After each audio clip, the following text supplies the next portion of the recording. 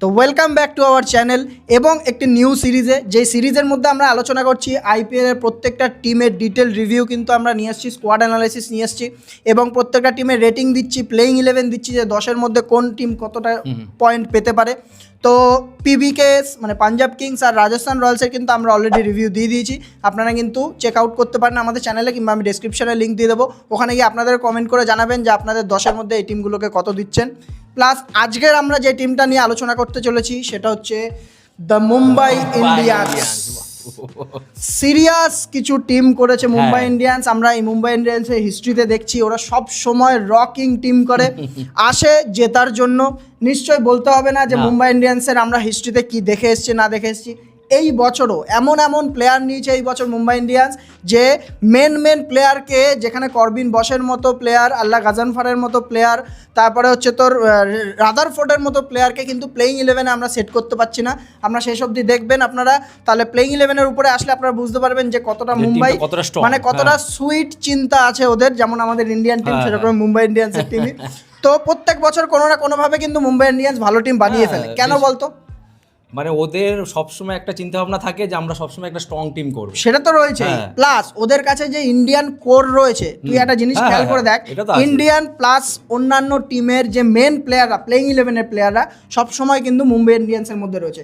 আমাদের ভারতে কে আছে, ফ্যাব 4 মানে ফ্যাব 5 বলা যেতে পারে, রোহিত শর্মা, জসপ্রীত বুমরা, তারপরে হার্দিক পান্ডিয়া, সূর্যকুমার যাদব, আবার তিলক বর্মা, 5 জন মেন প্লেয়ার। তাছাড়াও অন্যান্য টিমের Will Jacks main player, Mitchell Santner main player, Quinton de Kock main player, Trent Boult তো তাও অবসর নিয়ে নিচ্ছে, আমি বাদই দিলাম।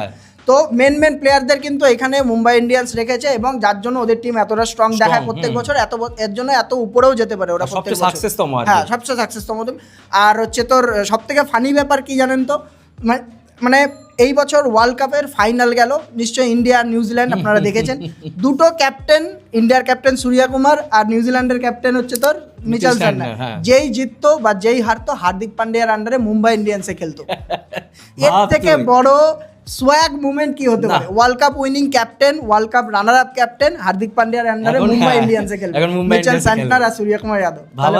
তাছাড়া মুম্বাই ইন্ডিয়ান্সের কি বলতো, ওদের এনভায়রনমেন্ট এত সুন্দর করে রাখে, ওদের কোচেস বল বা হচ্ছে প্লেয়ার্সদের বল পুরো ফ্যামিলির মতো রাখে, ওদের মধ্যে একটা আলাদা এনভায়রনমেন্ট থাকে, একটা পজিটিভ এনভায়রনমেন্ট থাকে, যার জন্য কিন্তু কলকাতা আছে, মুম্বাই আছে, চেন্নাই আছে, কিছু কিছু টিম আছে যার জন্য কিন্তু এত সাকসেসফুল টিম। আরসিবিও বলা যেতে পারে। হ্যাঁ, টিম বন্ডিং হোক, প্লেয়ারদের সঙ্গে মালিকদের বন্ডিং হোক, নাহলে তো আমরা ঋষভ পান্তের সঙ্গে দিল্লির জিএমআর গ্রুপের, তারপরে তোর কে এল রাহুলের সঙ্গে এলএসজির মালিকের সঞ্জীব গোয়েঙ্কার ঝামেলা কত দেখতে পাই, আপনারা তো দেখেছেনই। তো যাই হোক, হিস্ট্রি যদি আমরা দেখি মুম্বাই ইন্ডিয়ান্সের, নিশ্চয়ই হিস্ট্রি নতুন করে বলার কিছু নেই। জয়েন্ট হায়েস্ট মোস্ট চ্যাম্পিয়নশিপ জিতেছে এখনো অব্দি মুম্বাই ইন্ডিয়ান্স চেন্নাইয়ের সাথে, 5টা আইপিএল ট্রফি রয়েছে মুম্বাইয়ের কাছে। প্লাস হচ্ছে এই বছর, আগের বছর 2025-এ প্রায় জিতেই গেছিল ওরা, এলিমিনেটরে গিয়ে হেরেছে সেকেন্ড এলিমিনেটরে, সেটা হচ্ছে পাঞ্জাবের কাছে গিয়ে। তার মধ্যে যদি লিগ গ্রুপের কথা বলি, 8টা ম্যাচ কিন্তু জিতেছিল, 6টা ম্যাচ মাত্র হেরেছিল 14 ম্যাচের মধ্যে, মানে টপে যাচ্ছিল মুম্বাই। মোটামুটি ফাইনালে ওটা মানে মনে কর কাপ পেয়েই গেল, এলিমিনেটর মানে একদম কনফার্ম, মানে ওরা 2-3-এ গিয়ে ফিনিশ করে। হ্যাঁ, আর যদি 2026-এর অকশনের কথা বলি, অকশনের উপরে যদি আমরা আসি, অকশনের আগে একটা কথা বলি, আমরা তখন বলছিলাম কি অকশনে আসবে কিসের জন্য, জাস্ট টেবিলে চা খাবে, 2.75 করোড় রুপি, মাত্র 2.5 কোটি টাকা, 3 কোটি টাকা নিয়ে। কিন্তু না, এখানে আমাদের সবাইকে ভুল প্রমাণ করেছে। মুম্বাই ইন্ডিয়ান্সের অকশন এই বছর, অকশন হোক বা ট্রেড হোক, বেস্ট ট্রেড গেছে আমি মনে করি। অকশনে কাকে কিনেছে? কুইন্টন ডিকককে 1 কোটি টাকা দিয়ে, বেস্ট প্রাইসে। তারপরে শার্দুল ঠাকুরকে ট্রেড করে নিয়ে এসেছে লখনৌ থেকে। তারপরে সারফান রাদারফোর্ড, যে প্লেয়ারটা যে হচ্ছে ওয়েস্ট ইন্ডিজের মেন প্লেয়ারের মধ্যে একটা, টপ 2-3 ব্যাটসম্যানের মধ্যে একটা, তাকে ট্রেড করেছে। মানে ভাবতে পারিস, জিটি থেকে, জিটি এটা খুব বড় ভুল করে গেছে এই প্লেয়ারটাকে ছেড়ে। যখন জিটিতে আসবো তখন এই কথাটা বলবো যে কেন ভুল করলো। হ্যাঁ, আর হচ্ছে তোর আর ইয়েকে কিনেছে, মায়াঙ্ক মার্কান্ডেকে কিনে তোর ট্রেড করেছে, ওটাও বলা যেতে পারে। আর হচ্ছে তোর ইয়ের উপরে যদি আমরা আসি, ম্যাচেস কবে কবে রয়েছে, ম্যাচ কি রয়েছে, প্রথম 4টে জানা কথা, প্রত্যেকটা ম্যাচ, প্রত্যেকটা টিমে 4টে করে ম্যাচ দিয়েছে। তো সবার প্রথম ম্যাচ 29 মার্চে কলকাতার সঙ্গে হতে চলেছে, ঠিক আছে, মুম্বাই স্টেডিয়ামে হতে চলেছে। তারপরে 4 এপ্রিলে দিল্লির সঙ্গে দিল্লিতে, তারপর 7 এপ্রিল রাজস্থান রয়্যালস, আর 12 এপ্রিল হচ্ছে ব্যাঙ্গালোরের সঙ্গে ওয়াংখেড়ে স্টেডিয়ামে। এই 4টে অব্দি ম্যাচ এখন অব্দি এসছে মুম্বাই ইন্ডিয়ান্সের। তো নেক্সট যদি আমরা স্কোয়াডের উপরে আসি, মুম্বাই ইন্ডিয়ান্সের স্কোয়াড যা ছিল তাই আছে, স্কোয়াডে সেরকম কিছু চেঞ্জেস হয়নি, ওই যাদের বললাম তাদের ইনক্লুড করেছে, আর ভালো ভালো প্লেয়ারদের ইনক্লুড করেছে। তো স্কোয়াড আমি আর নতুন করে বলছি না, আমি স্ক্রিনের উপরে দিয়ে দেবো আপনাদের জন্য, একবার দেখে নেবেন, চোখ বুলিয়ে নিন জাস্ট আর কি। তো স্কোয়াড কেমন হয়েছে যদি আমরা বলি, গত বছরও ভালো ছিল, এই বছরও ভালো আছে। গত বছর থেকে আমরা কি পেয়েছি পজিটিভ জিনিস, যেমন হচ্ছে নমন ধীর একটা প্লেয়ার আছে যে কিন্তু ভালো ফিনিশার একটা ইয়ে পেয়ে গেছে।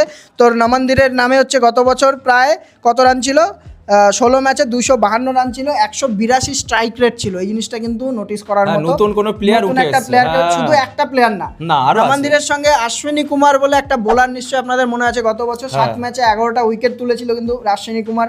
তাহলে মুম্বাই ইন্ডিয়ান্সের স্কাউট টিমের উপরে আর কোনো স্কাউট টিম নেই। কলকাতা, ব্যাঙ্গালোর সব ঠিক আছে, সব এক সাইডে, মানে ওরা নতুন প্লেয়ারকে এনকারেজ করে, আবার এনকারেজ কোথা দিয়ে খুঁজে বের করে নিয়ে আসে বল। হার্দিক পান্ডিয়া, কুনাল পান্ডিয়ার মতো প্লেয়ার, যারা জাসপ্রীত বুমরার মতো, সূর্য কুমারকে যদিও বা কলকাতা তুলেছে, কিন্তু এরকম ধরনের প্লেয়ারকে প্রডিউস করেছে, ট্রেনিং দিয়েছে, দে ইন্ডিয়ান টিমের এখন মেন প্লেয়ার। সেটাই তো বলছি, প্লেইং 11ও খেলাচ্ছে। হ্যাঁ, তারপরে ওদের কাছে কিপিং এর অপশনও রয়েছে, কুইন্টন ডিকক রয়েছে, কুইন্টন ডিকক না চললে তোর রয়েছে রায়ান রিকেলটন রয়েছে, এই দুজন রয়েছে। প্লাস হচ্ছে বোলিং এর দিক থেকে আল্লাহ গাজানফারের মতো স্পিনার রয়েছে ওদের কাছে। ওদের টিম প্রত্যেকটা দিক থেকে একদম সুন্দরভাবে কভার রয়েছে, ব্যাকআপ পারফেক্ট রয়েছে, যাকে পারবে তাকে স্পিন পিচে স্পিনারদের খেলাতে পারবে, ভালো ভালো স্পিনার রয়েছে। আসছি আমরা যাকে বলে রিজার্ভ বেঞ্চ পুরো স্ট্রং থাকবে। হ্যাঁ, রিজার্ভ বেঞ্চ ব্যাকআপ কিন্তু ওদের খুব সুন্দর রয়েছে এই বছর। করবিন বসের মতো প্লেয়ারদের নিয়েছে, যাদের হয়তো খেলাতেও পারবে না, বলা যায় না, এত জায়গায় আমরা নিজেরাই বসাতে পারি। তো স্কোয়াডের স্ট্রেংথ বলতে গেলে, স্কোয়াডের স্ট্রেংথ কিছু অনেকগুলো এই মুম্বাই ইন্ডিয়ান্সের স্কোয়াডের স্ট্রেংথ আছে, কারণ হচ্ছে ওরা আগাগোড়াই এই ধরনেরই মানে খেলে আসছে, আগাগোড়াই 5 বার চ্যাম্পিয়ন এমনি হয়।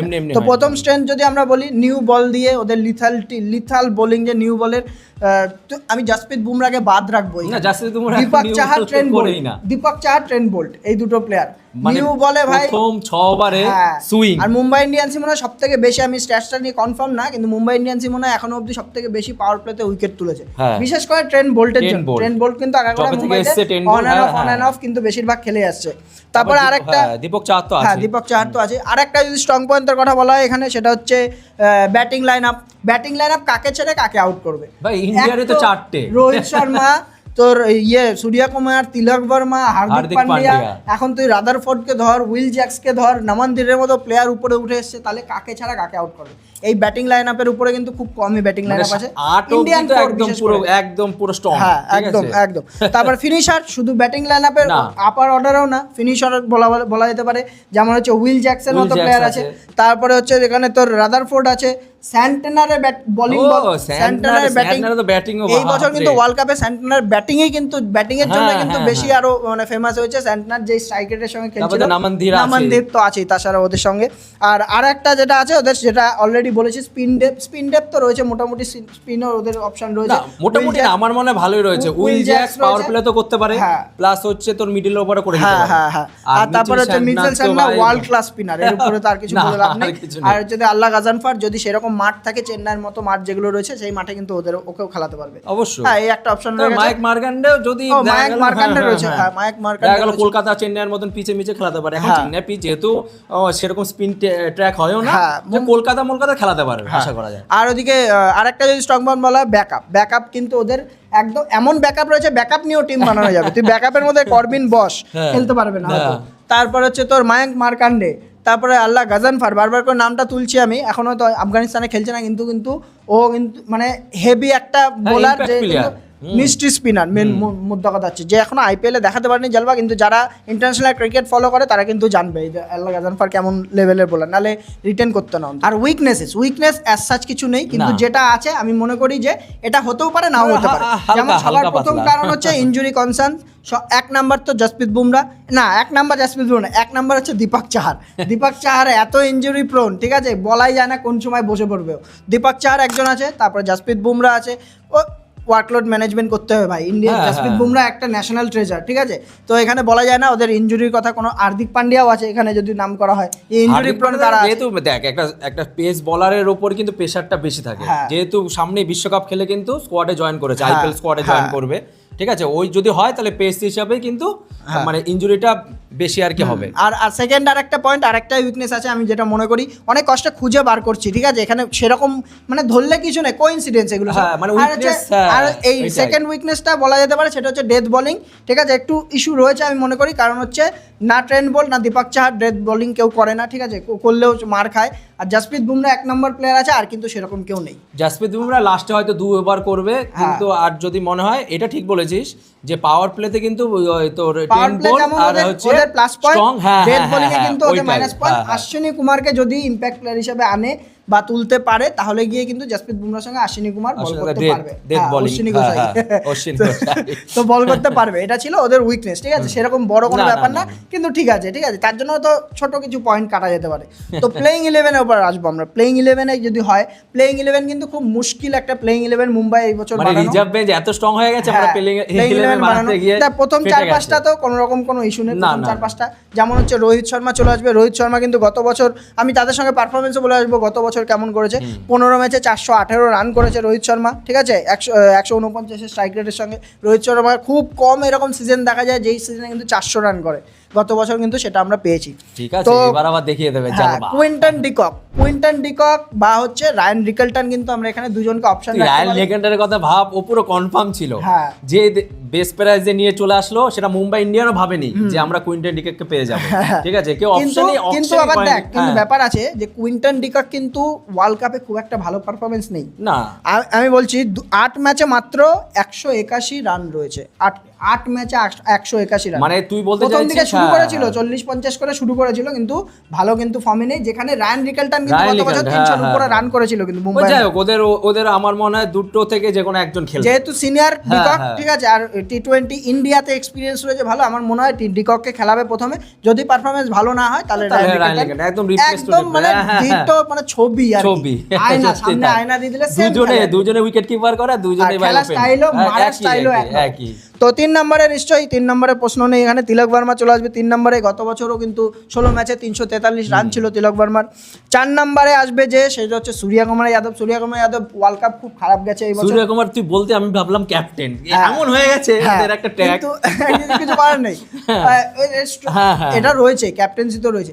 তো সূর্যকুমার যাদব এই বছর কিন্তু ফ্লপ গেছে ওয়ার্ল্ড কাপে, যেটা হচ্ছে রিসেন্ট ফর্ম যদি বলা হয়, কিন্তু গত বছর কিন্তু সেকেন্ড মোস্ট রান গেটার ছিল, ঠিক আছে, 16 ম্যাচে 717 রান ছিল গত বছর, 700 রানের সিজন ছিল সূর্যকুমার যাদব। আমার মনে হয় দেখবি আবার ফর্মে চলে আসবে, ওই যে আইপিএল আসলে দেখবি অভিষেক শর্মা, সূর্যকুমার সব ফর্মে চলে আসবে, কারণ চাপ কম থাকে না, আর একটা আইসিসি টুর্নামেন্টে একটা আলাদাই চাপ থাকে অবশ্যই। হ্যাঁ, তো সূর্যকুমার যাদব 4 নম্বরে আসবে। 5 নম্বরে কিন্তু এখানে আমরা হার্দিক পান্ডিয়াকে রেখেছি। 5 নম্বরে হার্দিক পান্ডিয়া, নিশ্চয়ই আর কিছু বলতে হবে না, কোনো প্রশ্ন নেই, হ্যাঁ, ক্যাপ্টেন আছে এখানে। আর 6 নম্বরে এখানে উইল জ্যাক্সকে আমরা কিন্তু 6 নম্বরে রাখছি এখানে, নামানধীরের আগে। আমরা এখানে শেফরন রাদারফোর্ডকে খেলাতে পারলাম না এই টিমের মধ্যে, যদিও খেলে উইল জ্যাক্সের জায়গায় আসতে হবে। উইল জ্যাক্সকে কেন বেশি প্রায়োরিটি দেবে বলতো, যেহেতু ও বোলিং করতে পারবে, 2-3 ওভার বোলিং করে দেবে। আর উইল জ্যাক্সের নামে আর কিছু বলতে হবে, 4-4টা ম্যান অফ দ্য ম্যাচ জিতেছে ওয়ার্ল্ড কাপে এই বছর, ওয়ার্ল্ড কাপে, প্লাস হচ্ছে তো 9খানা উইকেট রয়েছে, 226 রান রয়েছে।